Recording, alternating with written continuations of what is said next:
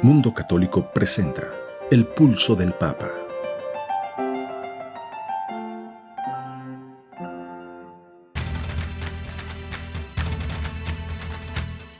El Pulso del Papa, desde Ciudad del Vaticano.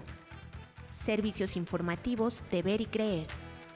La actividad pontificia y los acontecimientos de relevancia mundial, con enlaces directos a Radio Vaticana, CENI y Vatican Information Services.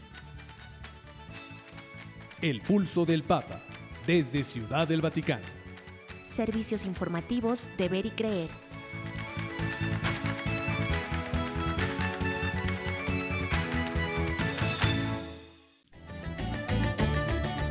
Concluye la serie de catequesis sobre San José durante las audiencias generales. El Papa afirma, solo el verdadero discípulo de Dios es realmente feliz. Y pide rezar por Ucrania y confía la paz a la Virgen María. Francisco afirma, los niños soldado son un grito que se eleva a Dios. El Santo Padre modificó 10 artículos del Código de Derecho Canónico de las Iglesias Orientales. Monseñor Ganswein relata la historia detrás de respuesta de Benedicto XVI a informes sobre abusos. La Arquidiócesis Primada de México asegura que México cree en el matrimonio. El aborto podría ser consagrado como derecho en próxima Constitución de Chile. No somos dioses para decidir quién vive y quién muere, afirma el arzobispo de Ecuador ante la campaña Provida. Y por último, arzobispo de Jalapa pide, demos gracias a la Virgen de Lourdes por cuidar de los enfermos. Estas noticias y otras más enseguida en los servicios informativos de Ver y Creer.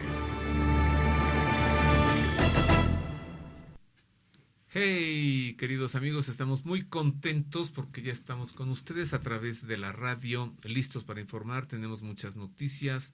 Hoy le voy a platicar de un icono que se pintó solo, de la Virgen María, milagrosamente. Pronto ahí está. Y además voy a conversar sobre un tema que ustedes nos han pedido mucho. Nos lo han solicitado una y otra vez, una y otra más. Y con el mejor invitado. Sí. ¿Cuál tema es, Marisa? El aviso. El aviso. Hoy hablaremos de el gran aviso de Dios. Y con Luis Eduardo Padilla. Luis Eduardo López Padilla. Así que tenemos mucho contenido hoy. ¿Lista para informar, Marisa? Sí, empecemos a conocer lo acontecido en la semana del Vaticano y Europa. Sea usted bienvenido a la información.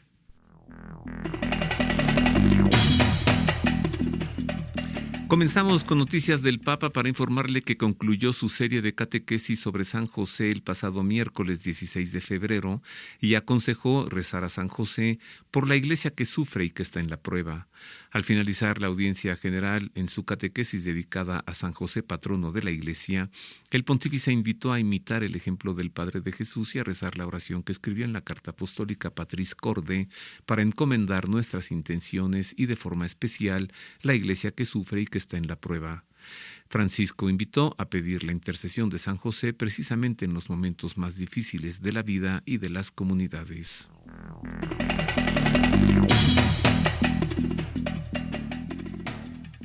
El Papa explicó que el verdadero discípulo es aquel que con humildad se deja guiar por Jesús, abriendo su corazón, escuchándole y siguiendo el camino. Desde la ventana del Palacio Apostólico del Vaticano, el Santo Padre reflexionó acerca del Evangelio de San Lucas, centrado en las bienaventuranzas. Las bienaventuranzas, de hecho, definen la identidad del discípulo de Jesús.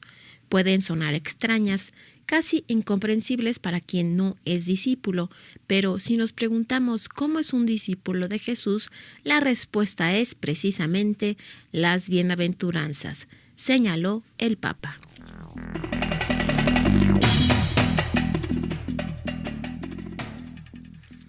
Al terminar el rezo del Ángelus del pasado domingo 13 de febrero, el Papa mostró su preocupación por la situación que se vive en Ucrania y confió a la Virgen María cada esfuerzo por la paz. Desde que comenzaron las tensiones entre Ucrania y Rusia, el Papa ha transmitido sus deseos de paz y rotunda posición en contra de una posible guerra. El domingo pasado volvió a hacer un llamamiento por la paz y pidió a los fieles rezar en silencio. Queridos hermanos y hermanas, las noticias que llegan de Ucrania son preocupantes. Confío a la intercesión de la Virgen María y a la conciencia de los responsables políticos cada esfuerzo por la paz. Recemos en silencio, pidió el Papa, ante los fieles que le escuchaban en la plaza de San Pedro del Vaticano.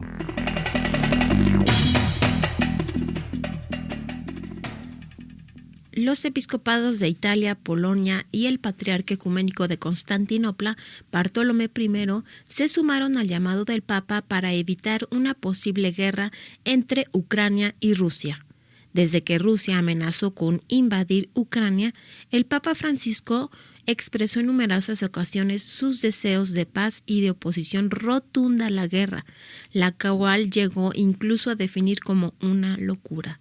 En el Ángelus del domingo, el 13 de febrero, el Santo Padre rezó por la paz y confió a la intercesión de la Virgen María y a la conciencia de los responsables políticos cada esfuerzo por la paz.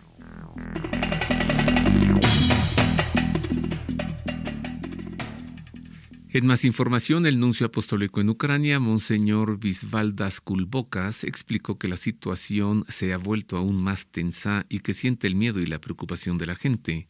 En declaraciones a Vatican News, señaló también que los ucranianos están mostrando una gran resistencia debido a que tienen una gran capacidad humana de afrontar las situaciones de emergencia.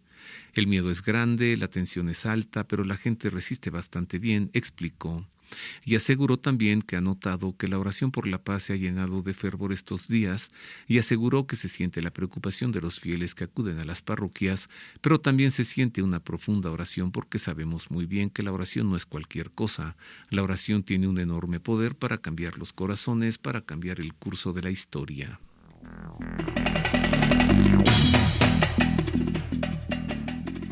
El sábado 12 de febrero se celebró el llamado Día de la Mano Roja, cuyo objetivo es luchar contra el flagelo de los niños soldados y concientizar al mundo sobre esta tragedia. A través de su cuenta oficial de Twitter, el Papa Francisco denunció esta situación y lamentó que a los niños soldado se les roba su infancia, su inocencia, su futuro y muchas veces su propia vida. Cada uno de ellos es un grito que se eleva a Dios y acusa a los adultos que han puesto las armas en sus pequeñas manos, advirtió el Santo Padre.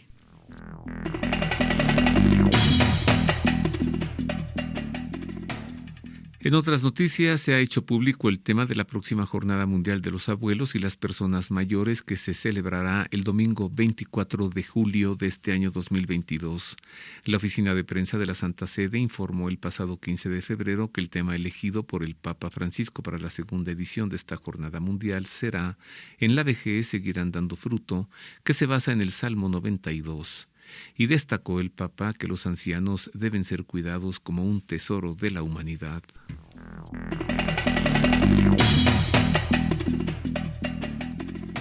El Santo Padre modificó con un motu propio 10 artículos del Código del Derecho Canónico y del Código del Derecho Canónico de las Iglesias Orientales. Tales cambios entraron en vigor el pasado 15 de febrero. En la Carta Apostólica en forma motu propio, firmada el pasado 11 de febrero y dada a conocer por el Vaticano el pasado 15 de febrero, el Santo Padre destacó que los cambios realizados permitirán una sana descentralización y que no se pondrá en peligro la dimensión jerárquica. La asignación de ciertas competencias en lo que se refiere a la codificación de disposiciones destinadas a garantizar la unidad de la disciplina de la Iglesia Universal al Poder Ejecutivo de las iglesias locales y de las instituciones eclesiales corresponde a la dinámica eclesial de comunión y potencia la proximidad, escribió el Papa.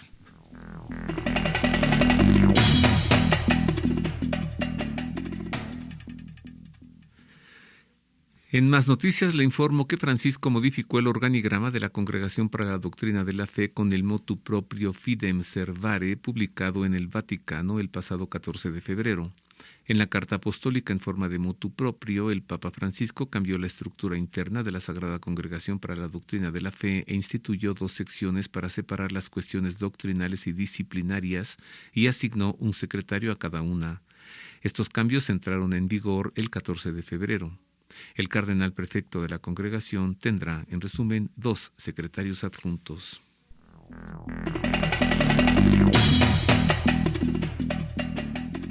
El Papa, a través del Dicasterio para el Servicio del Desarrollo Humano Integral, envió una contribución de 50.000 euros a Caritas Vilnius, Lituania, para apoyar sus actividades en beneficio de los migrantes en la frontera oriental del país. En colaboración con la Nunciatura Apostólica en Lituania, esta suma se destinará a la asistencia y a la compra de medicamentos, productos alimenticios y ropa de abrigo para aliviar las duras condiciones de vida a las que se ve sometida la población en este invierno, que desgraciadamente se ha visto agravado por la continua crisis pandémica.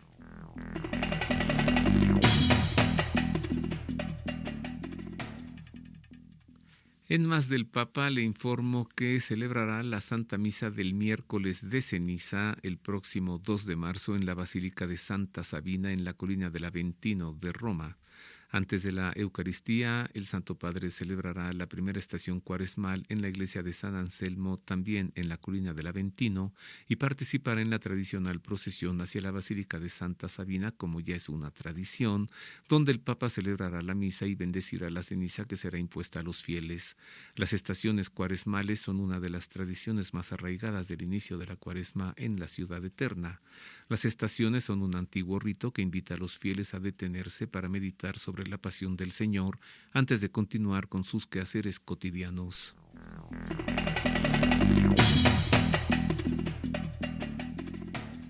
El pasado 10 de febrero fue presentado en la Universidad LUMSA de Roma el Encuentro Mediterráneo Frontera de Paz, que tendrá lugar en Florencia entre los días 24 y 27 de febrero. El evento, organizado por la Conferencia Episcopal Italiana, da continuidad al que se celebró en 2020 en Bari y contará con la presencia del Papa Francisco y otros obispos y alcaldes del Mediterráneo, además del presidente italiano Sergio Mattarella.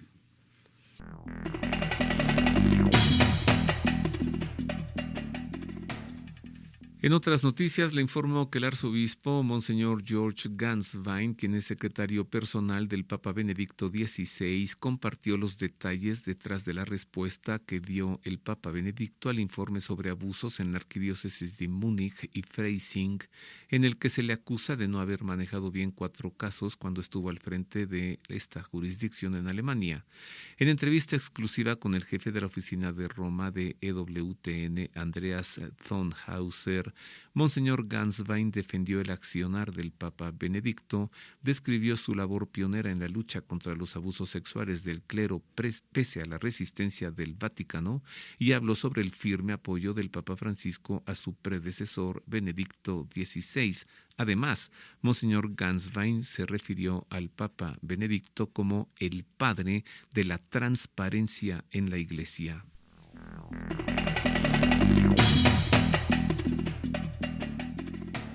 Se cumplió el plazo que dio la fiscal general del Estado, la ex ministra Dolores Delgado, a las fiscalías provinciales para que le enviaran sus informes con las denuncias y querellas en curso sobre abusos sexuales a menores en instituciones religiosas. El pasado 31 de enero, Delgado daba un plazo de 10 días laborables para que los 17 fiscales superiores autonómicos enviaran la documentación relativa a estos procedimientos incoados en sede judicial y fiscal. Días después, Delgado aseguró que será flexible con los tiempos de recepción de los informes debido a la gran dificultad para recabar la información.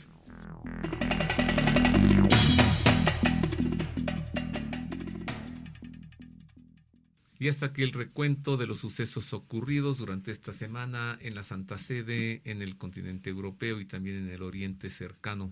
Usted ha quedado bien informado. Pero hay más que informar. Vamos al recuento, al resumen, a la crónica.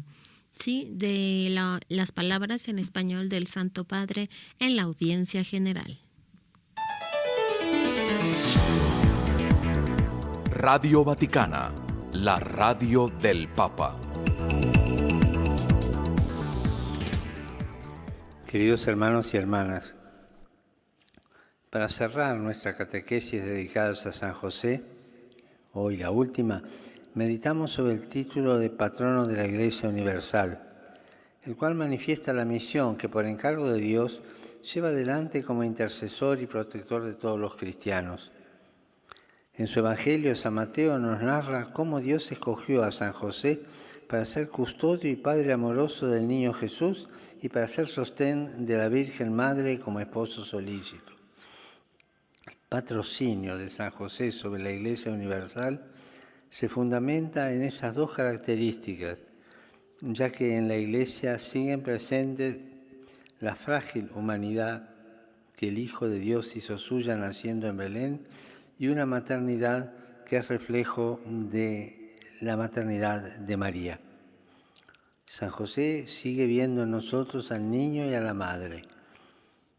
Su ejemplo nos impulsa a reconocer en todo rostro afligido, en toda persona desvalida que acude a la Iglesia, la presencia de Jesús, que al decirnos todo lo que hicieron con uno de estos, mis hermanos más pequeños conmigo lo hicieron, se identifica amorosamente con nuestros hermanos más pobres y sufrientes. Saludo cordialmente a los peregrinos de lengua española. Acudamos a la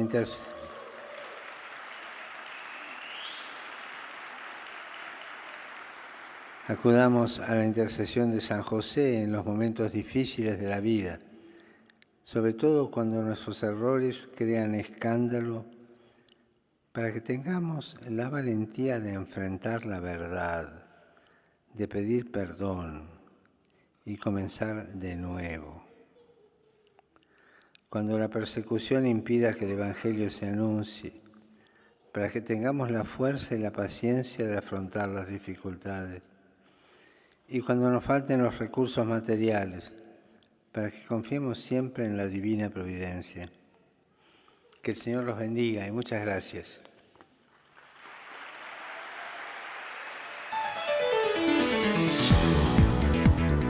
Radio Vaticana, la radio del Papa.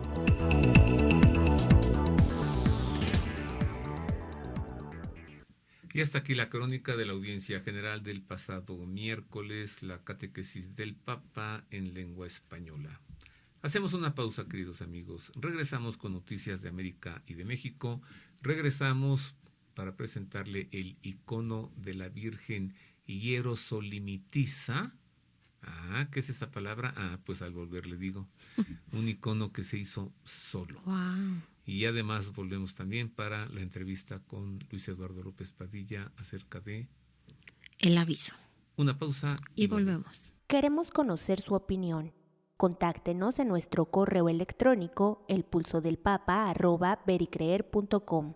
Y ya estamos de regreso, queridos amigos, en estos servicios informativos de Ver y Creer.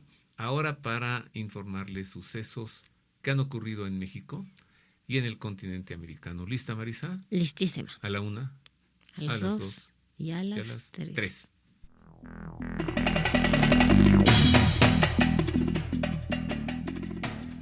Con ocasión de la fiesta de San Valentín, tradicionalmente relacionada con la celebración del amor y la amistad, la Arquidiócesis Primada de México aseguró que México cree en el matrimonio.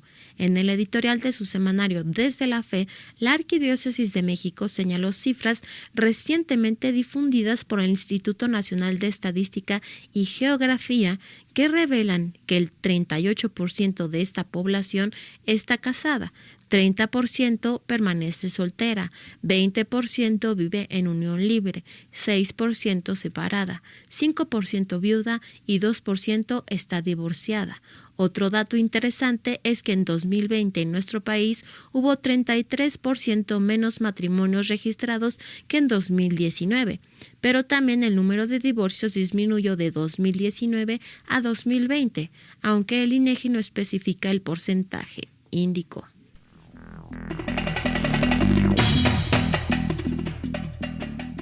En información procedente de Chile, le doy a conocer que la Comisión de Derechos Fundamentales de la Convención Constitucional aprobó el aborto como un derecho sexual y reproductivo que, de ser ratificado por el Pleno, quedaría consagrado en la próxima Constitución chilena.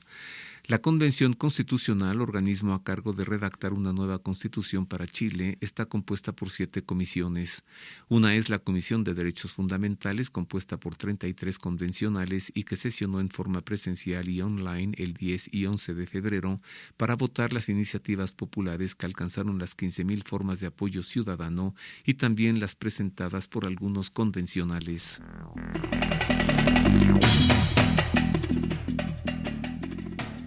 El arzobispo de Guayaquil, en Ecuador, Monseñor Luis Cabrera, celebró el pasado 12 de febrero una misa en la que acogió la campana llamada La Voz de los No Nacidos, que el Papa Francisco bendijo en octubre y que llega a Ecuador en medio del debate de un proyecto de ley sobre el aborto por violación.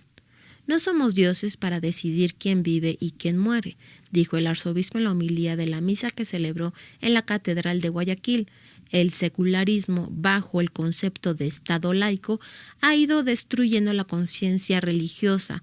Poco a poco nos han convencido de que cada uno es un Dios, capaz de hacer su vida, lo que quisiera, sin que importen los más pequeños y débiles, y explicó el prelado ecuatoriano.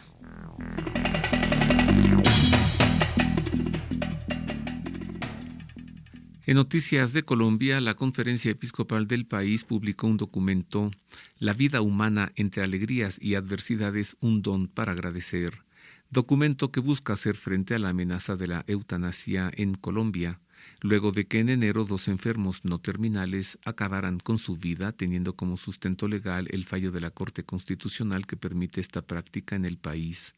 El documento, explica la Conferencia Episcopal, tiene como objetivo motivar la comprensión de la vida como un regalo del Creador y acompañar a las familias en el discernimiento del dolor como parte de la existencia, ocasión para practicar el cuidado amoroso y oportunidad para predicar el valor salvífico del sufrimiento. El documento de los obispos se publicó en la víspera de la fiesta de la Virgen de Lourdes, cuando la Iglesia celebra la Jornada Mundial del Enfermo y poco más de un mes después de la eutanasia de 2 pacientes no terminales en Colombia.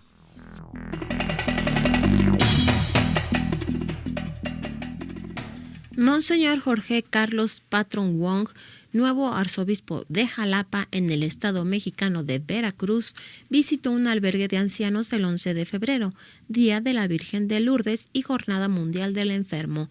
El prelado saludó y bendijo a quienes viven y sirven en el albergue definitivo de Cáritas para adultos mayores sin respaldo familiar.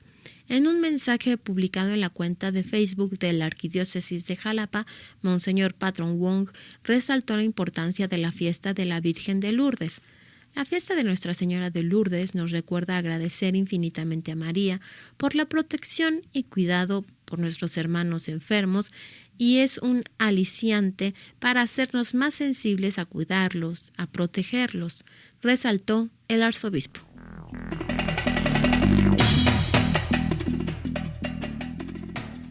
En noticias procedentes de la isla de Cuba, le informamos que la diócesis del Ciego de Ávila advirtió que el Código de las Familias, un proyecto de ley que busca introducir la ideología de género, incluye medidas que atacan la naturaleza de la familia y urgió a que sean modificadas.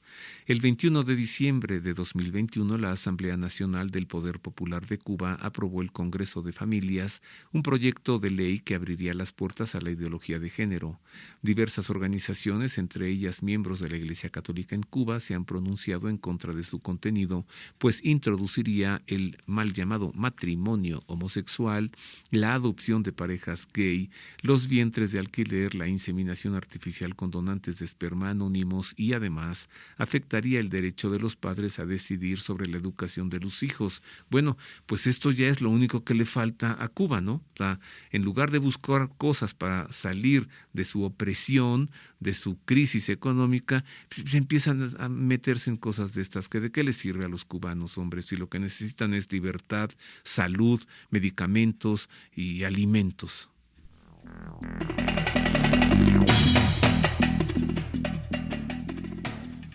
El obispo de Cuernavaca y secretario general de la Conferencia del Episcopado Mexicano, Monseñor Ramón Castro Castro, denunció la corrupción galopante que vive el país.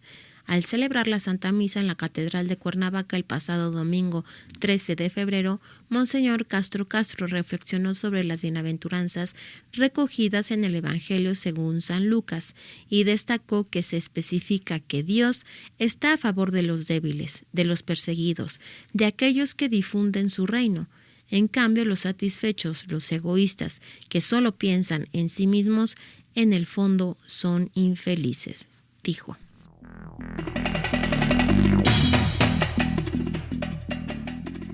En otras noticias, la próxima película sobre un rudo sacerdote estadounidense que antes fue boxeador tiene el potencial de inspirar a cualquier persona que considere tener una relación con Dios, así lo afirmó el nominado a los premios Oscar y actor católico Mark Wahlberg en una entrevista concedida el 10 de febrero al programa The World Over de la cadena EWTN. Me parece que es una historia y un mensaje que todos necesitan escuchar, dijo Wahlberg. Si conseguimos a otra persona, si plantamos una semilla más, e incluso si le toma 50 años llegar allí para impactar a alguien, estamos haciendo nuestro trabajo. Wahlberg interpreta al padre Stu en la película, mientras que el ganador del Oscar, Mel Gibson, interpreta a Bill Long, el padre del fallecido sacerdote.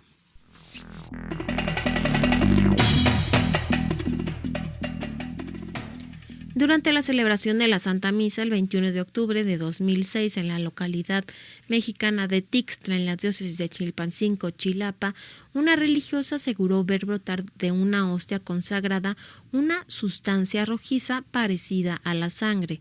Entrevistado por la agencia Así Prensa, el obispo emérito de Chilpancingo, Chilapa, Monseñor Salvador Rangel, de 75 años, precisó que se siguen haciendo las investigaciones sobre lo que el Vaticano ha considerado temporalmente como un fenómeno eucarístico. Un obispo explicó que el caso del presunto milagro eucarístico de Tixtla en México aún no tiene una conclusión y se deberá esperar la decisión del Papa Francisco.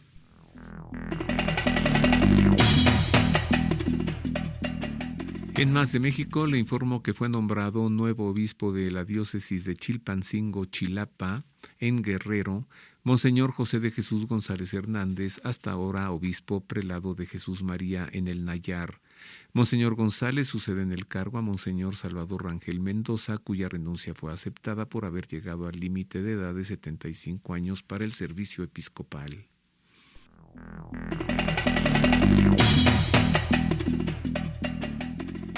La conmemoradora película Corazón Ardiente, sobre la devoción al Sagrado Corazón de Jesús, se estrenó el 10 de febrero en 28 ciudades de México, en medio de una gran expectativa.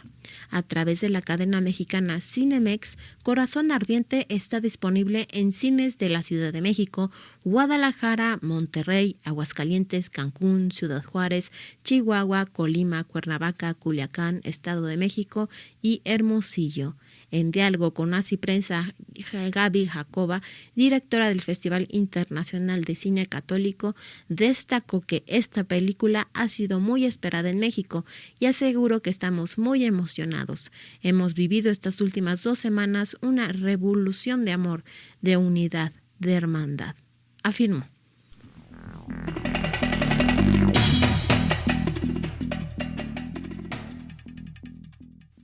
Y hasta aquí las noticias ocurridas los sucesos, ¿no? Las noticias de los sucesos ocurridos en México y en el continente americano. Una vez más, usted está bien informado y enterado y a tiempo y bien. Ahora el momento más hermoso y bonito. El momento de escuchar el editorial, que hoy tiene como título El icono de la Virgen de Jerusalén.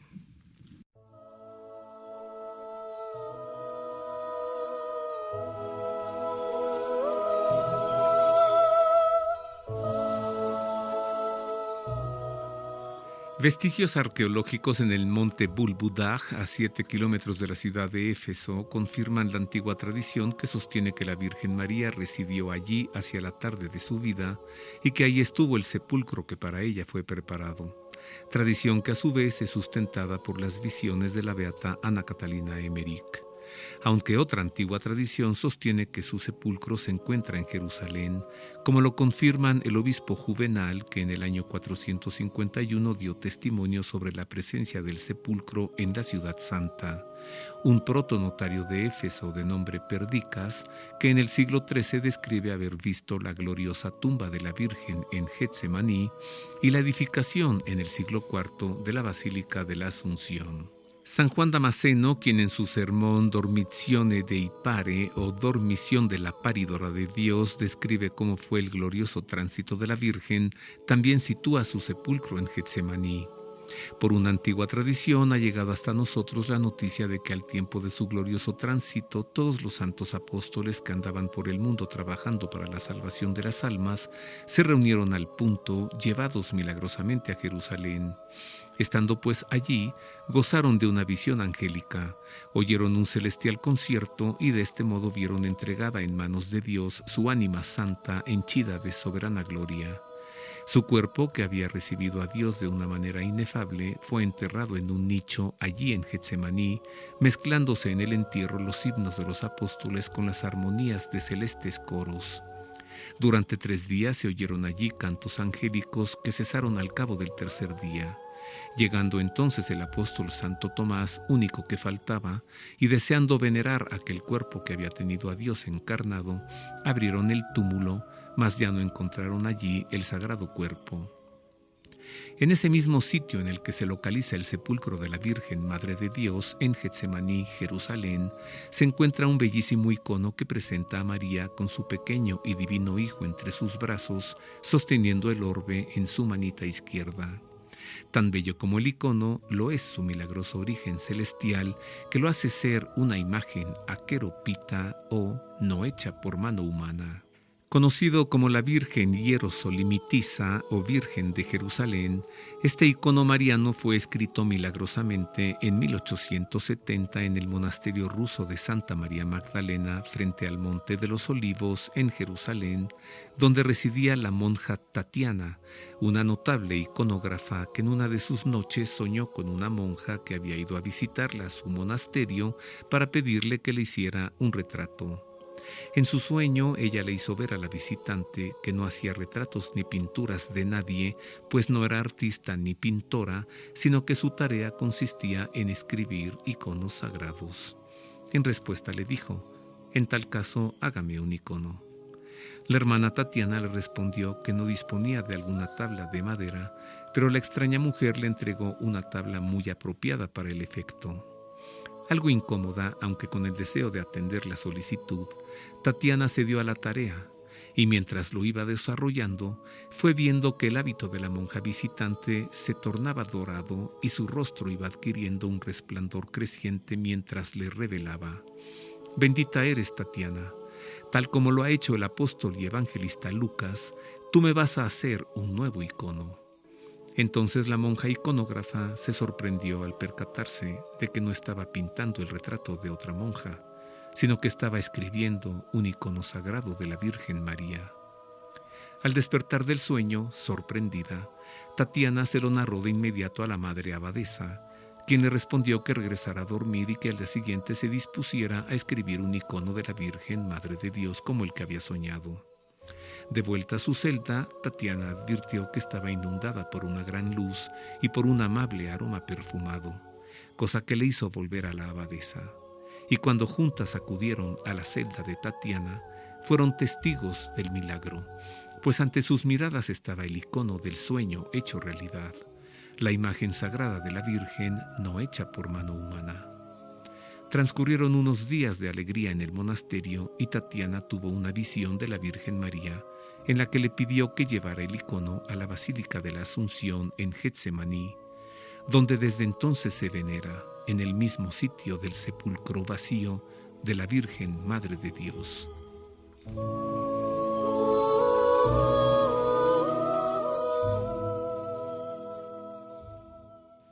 Y hasta aquí el editorial. Mira, los iconos, no se dice de un icono que se pinte, un icono se escribe, como claro, tú ya sabes, ¿no? Y entonces esta Virgen María Hierosolimitiza, porque a ver, ¿cuál es el gentilicio de México? Mexicano. El gentilicio de Francia. Francés. El gentilicio de Italia. Italiano. El gentilicio de Puebla. Poblano. El gentilicio de Jerusalén. Hierosolimitana. O hierosolimitano. Y al griego pasa como hierosolimitisa. O sea que la Virgen María hierosolimitisa. Qué la Virgen interesante. María de Jerusalén. Y eso fue gratis, de cortesía. Vamos a una breve pausa comercial y regresamos. Regresamos para hablar sobre el gran aviso de Dios con Luis Eduardo López Padilla. Háganos llegar sus sugerencias y comentarios a nuestro correo electrónico elpulsodelpapa@vericreer.com. Y ya estamos de regreso, queridos amigos, para hablar acerca del gran aviso con nuestro gran invitado Luis Eduardo López Padilla. Pero antes, oigamos cómo es que siempre Dios avisa.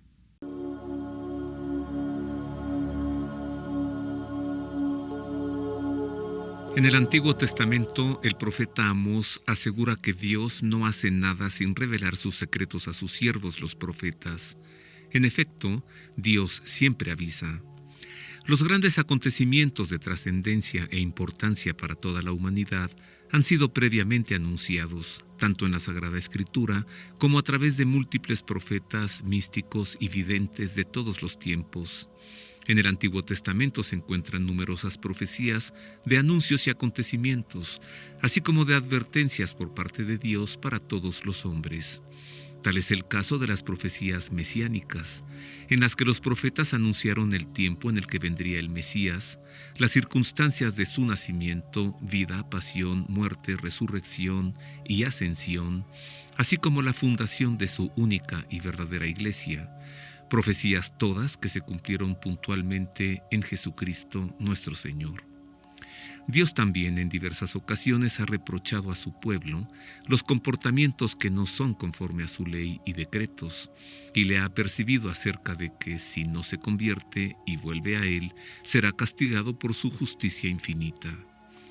Apenas en el siglo XX, en las apariciones de Fátima, la Virgen María profetizó en 1917 que si la humanidad no dejaba de ofender a Dios, una guerra peor sobrevendría durante el pontificado de Pío XI, cuando advirtió: «Cuando vean una noche iluminada por una desconocida luz, sepan que esta es la gran señal dada a ustedes por Dios, de que va a castigar al mundo por sus crímenes, por medio de la guerra, el hambre, la persecución a la Iglesia y al Santo Padre». Y esta señal de Dios, en forma de extraña luz, ocurrió con toda precisión, sin ninguna duda ni confusión, el 25 de enero de 1938, poco antes de que se desatara la Segunda Guerra Mundial. Todo indica que una vez más la humanidad se encuentra ante la inminencia de otro aviso, el que será el gran aviso de Dios.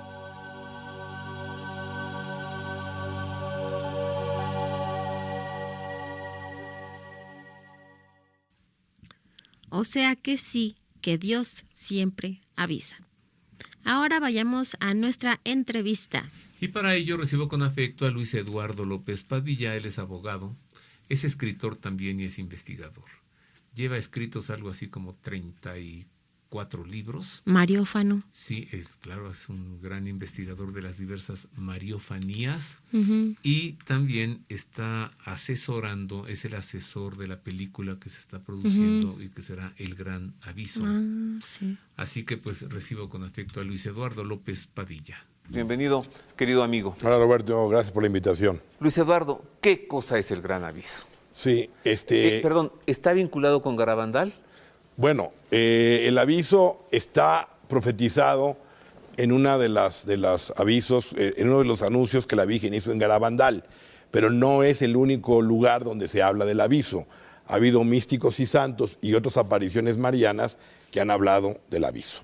Es decir, para el público que nos ve, las mariofanías cumplen 4 propósitos fundamentales, 4 funciones.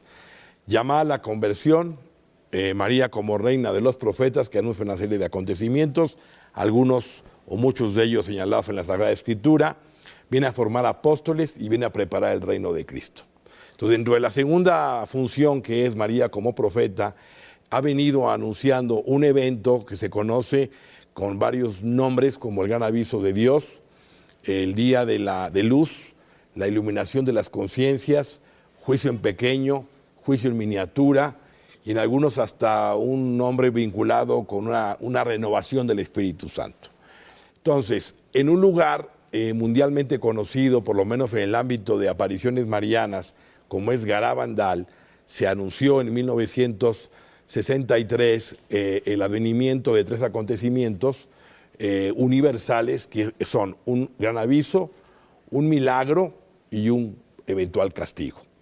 Entonces, en Garabandal se habla del aviso, ahora explico de qué consiste, pero también se habla en otra aparición en España, en Vizcaya, en Umbe, se mencionó sobre el aviso en 1971, en Escorial, España, en el año 81-82 se habló del aviso.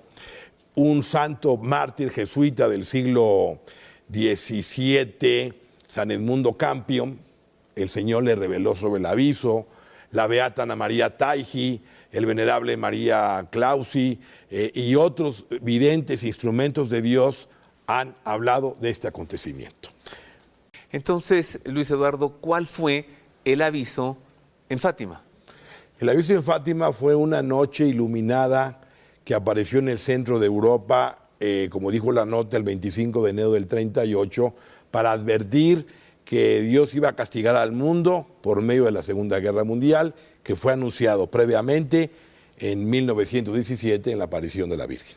¿Y qué es lo que se vio entonces? Entonces se vio una luz desconocida, intensa, que pudo provocar que los trabajadores de noche pudieran laborar sin necesidad de luz artificial, y meses después viene la invasión de Hitler a Austria y parte de Checoslovaquia y se desata la Segunda Guerra Mundial. ¿Cuánto tiempo duró ese fenómeno? Duró varias horas. Varias horas, que fue retomado por los periódicos locales del lugar como una luz desconocida, extraña, que no es muy similar a una aurora boreal, pero que no es típica en ese lugar. Y la vidente, uno de los 3 videntes, Lucía, Lucía, confirmó que confirmó que esa luz era la señal que el Señor estaba dando para cumplimentar lo que había profetizado la Virgen 21 años antes. Entonces, Luis Eduardo, ¿un aviso es lo mismo que una señal? O sea, si acaso nos toca ver el gran aviso, lo que veremos es una señal en el cielo. ¿El aviso es una señal? El aviso es una señal, pero este aviso tiene un componente mucho más profundo y más extraordinariamente espectacular, tanto en su naturaleza de origen... El que va a ocurrir. Sí, el que va a ocurrir. Tanto de su naturaleza de origen cósmico como del propósito que el cielo quiere con ese aviso. Entonces, sí es una señal, pero no se agota en la señal porque va a haber algo más. Es decir, el aviso que la Virgen anuncia y otros místicos y santos, y que en su conjunto podemos ir delimitando bien la naturaleza de este evento, es un acontecimiento de origen cósmico, que ya de eso de entrada puede ser sobrecogedor, en la que eventualmente 2 astros, hay una tesis que maneja tu servidor, que sería la luna Io, que es una de las 4 lunas galianas de Júpiter, las más grandes, es la más convulsa del todo el sistema solar porque hay cualquier cantidad de volcanes en constante erupción. Esta luna de Io tendría, por una serie de causas solares y otros eventos atípicos en el sistema solar, eventualmente chocaría una parte de esa luna con un asteroide que hoy en día existe, que es el asteroide Eros, que mide 33 kilómetros de largo, y ese choque de astros, por su propia naturaleza, un evento impresionante, descomunal, sobrecogedor, sería el componente que Dios utilizaría en el orden natural para que simultáneamente todos los hombres en la tierra, sea cual sea su religión, desde 7 años hasta el anciano más decrépito, veamos en esa luz, en ese evento, en nuestro interior, el estado de nuestra alma. al momento de ver Sí. el choque, El choque de dos astros. que ahora con la televisión y con las redes digitales, todo, entendemos que toda la humanidad lo estaría viendo. Toda la humanidad lo estaría viendo. Toda Y la humanidad lo estaría viendo. sucede al momento en que lo vemos Sí. un segundo fenómeno. Un segundo fenómeno místico que yo explico como un rasgamiento, valga la expresión, del tiempo y el no tiempo. Es decir, el mundo de Dios, tú sabes, donde no hay tiempo, es un eterno presente. Entonces, en el mundo natural de los hombres, donde nos movemos, somos y existimos, está sujeto al tiempo. Cuando un niño en éxtasis entra al mundo de Dios, tiene la visión de la Virgen o de un santo, éxtasis es fuera del tiempo, es decir, que entra, irrumpe en el mundo sobrenatural. Y por eso todo lo externo, temporal, no le afecta. Bueno, entonces, en ese momento, todos los hombres de la tierra, buenos y malos, ricos, pobres, creyentes e incrédulos, de cualquier religión, Dios nos va a dar la gracia extraordinaria de ver el estado de nuestra alma. Ándale. O sea, de ver lo que hemos hecho mal, lo que hemos dejado de hacer y las consecuencias de lo que hemos hecho mal de nuestros pecados. A esto es a lo que se le llama la iluminación. La iluminación de la conciencia. De cada uno De y cada de las uno. conciencias De de todos, toda la humanidad. de toda la humanidad. Una experiencia mística de naturaleza espiritual. Espiritual y de origen cósmico. Sobrenatural, Sí, sobrenatural. pero que sucede en lo natural de cada persona. es correcto. Sé que eres un hombre prudente, pero de todos modos te lo pregunto. ¿Cuándo pudiese ocurrir el gran aviso? Mira, como tú sabes, en temas de tiempo hay dos formas de expresarlo. El kairos, que es el tiempo aproximado, y el cronos, que es el día, la hora, el minuto y el segundo. Este cronos solo le queda reservado al Padre Eterno. El kairos es el tiempo aproximado, como decimos, que la mujer está en dolores de parto, es decir, hay unas señales previas que anuncian el acontecimiento del aviso. Contra lo que muchos suponen, porque hoy en las redes sociales, en canales de YouTube, etcétera, hay demasiada información sobre este tema, hay como una idea, en mi lectura personal, equivocada, de que el aviso prácticamente es este año que estamos viviendo, que es el 2021, o el 2022, o quizá por muy tarde el 2023. Por una serie de razones que no tiene caso ahorita explicar, ya otro tema aparte. Pero en lo personal, disiento de esta interpretación. Tiene que haber primero una serie de acontecimientos de orden social, de orden político, y de orden eclesial, y de orden natural. De estos cuatro órdenes. Eclesial, interesante, tiene que morir Francisco.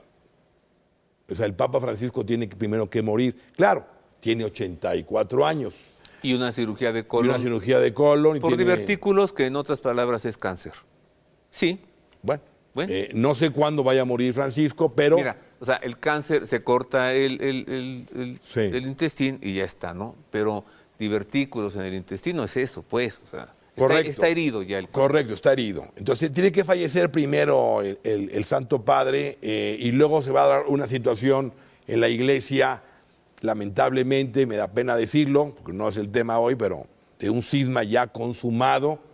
Entonces eso tiene que primero realizarse antes de que venga el aviso.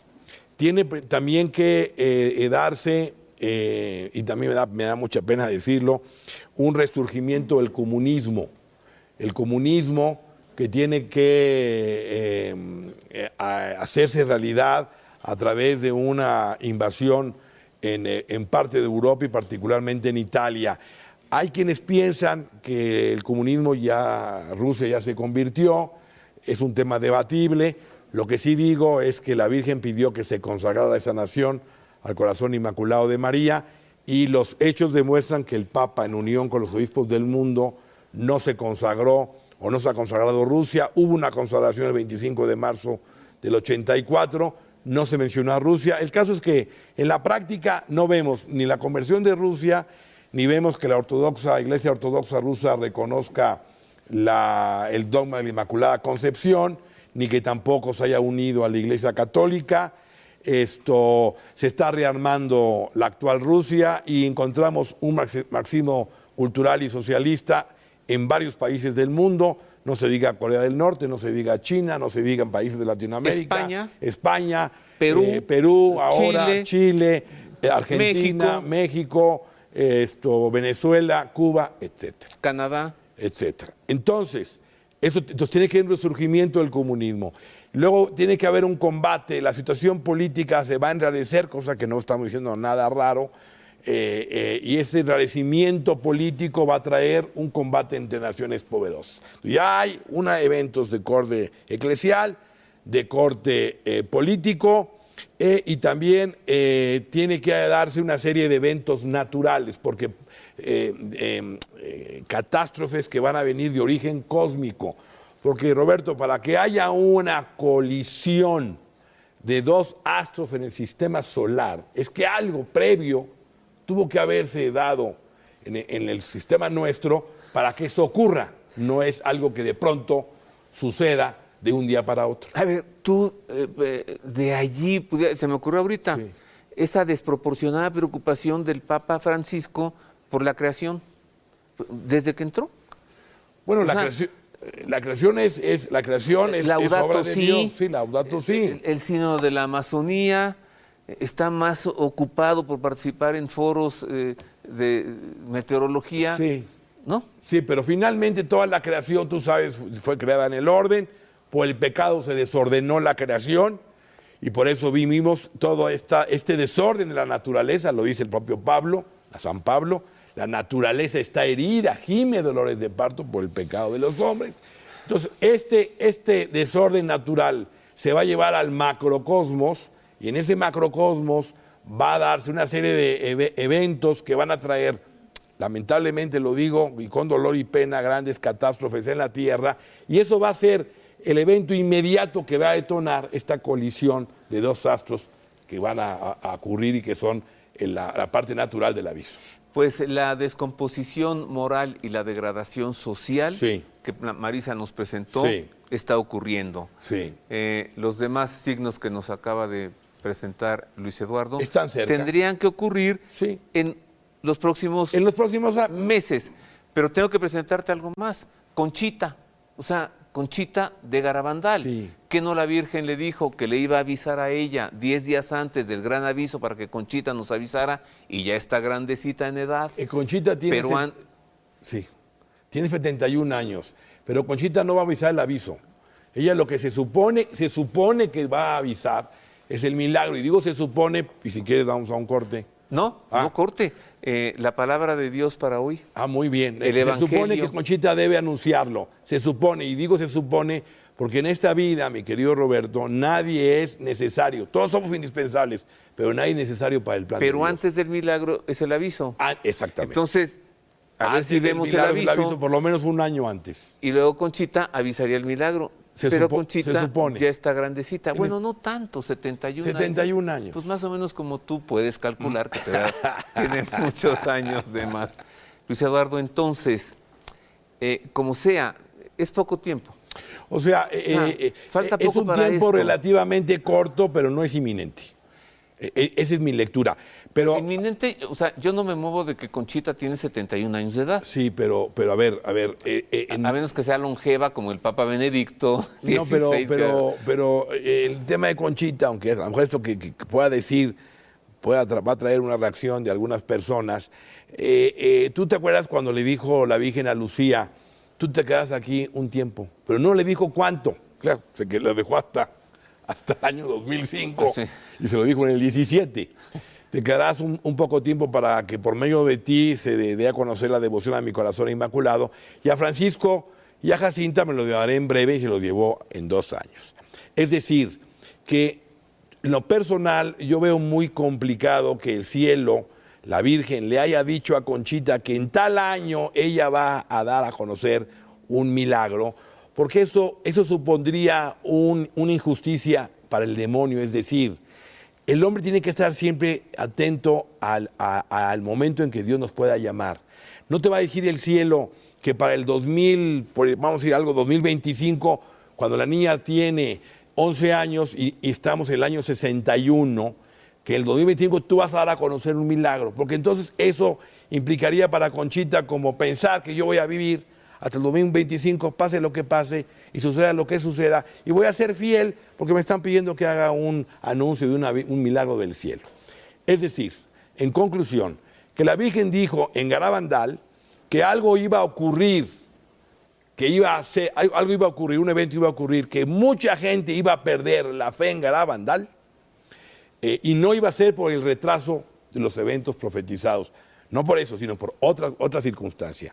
Yo creo que pudiera suceder que muera Conchita, pueda morir en cualquier momento, y eso va a ser un golpe muy fuerte a Garabandal, pero eso no debe afectar la fe, porque la fe no está en Conchita ni en las personas. Es decir, que Conchita muera sin dar a conocer el milagro. Ajá. Y como el Señor saca de las piedras hijos de Abraham, el Señor se ocupará de quien tenga que dar a conocer el milagro, pero no es que Conchita sea un elemento esencial, porque entonces perderíamos esta justicia divina de que Dios siempre te mantiene un poco en la oscuridad del alma para que estés atento a cumplir. Adviento. En espera. Estamos esperando varios advientos. Entonces tú lucha porque no sé cuándo será el día y la hora para ti y para cada uno de nosotros. Esa es mi opinión. Pero finalmente el aviso va a llegar sí o sí, pronto, no tan inminente, pero hay que estar preparados para ese acontecimiento, y la mejor manera de prepararnos es como uno va a la confesión, con un buen examen, llevando una vida de más ascética, de más oración, de más sacrificio, para sacar el mayor provecho posible de ese acontecimiento que va a ocurrir. Gracias, querido amigo, por hablarnos de El Gran Aviso. Gracias por la invitación, Roberto. Pues de verdad que el que sabe. Ahí está, el gran aviso, para que nadie le ande diciendo otras cosas. Pues con eso terminamos, ya nos vamos, queridos amigos. Sí. ¿Nos falta algo? Sí. Sí, despedirnos. Le hemos acompañado, mire usted, en la redacción Ana Guadalupe Silvestre, hoy también operando el audio. Sí.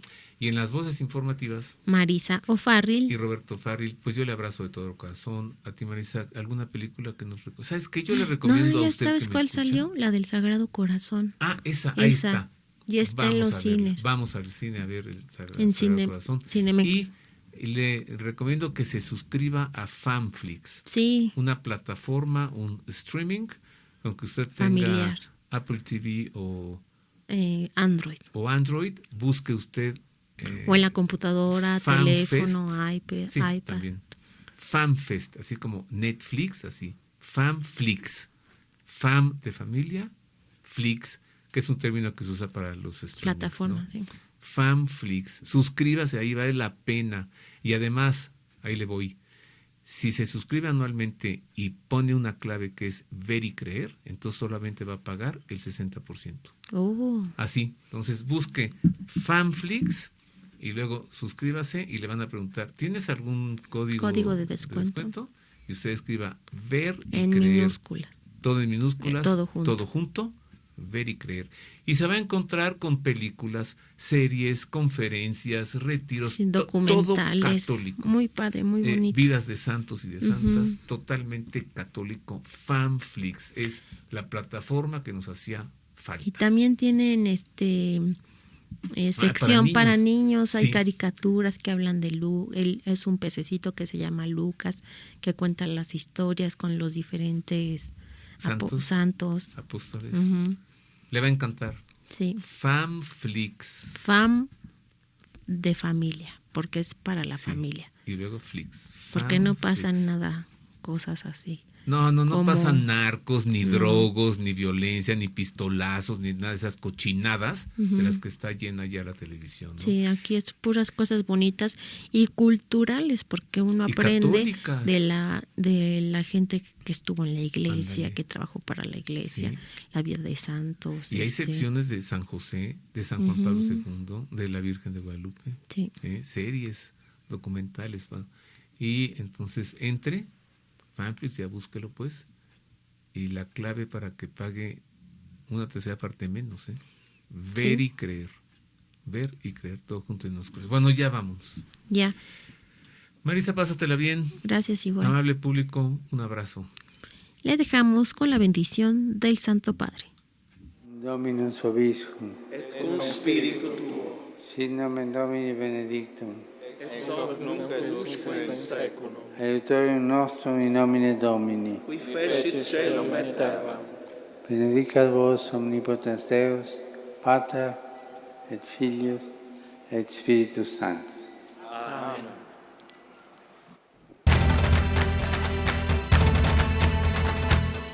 El pulso del Papa, desde Ciudad del Vaticano. Servicios informativos de Ver y Creer.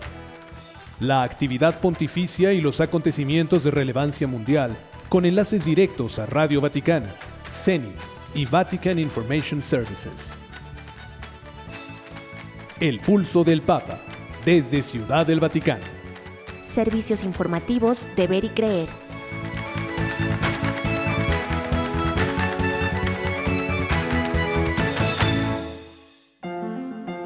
Mundo Católico presenta El pulso del Papa.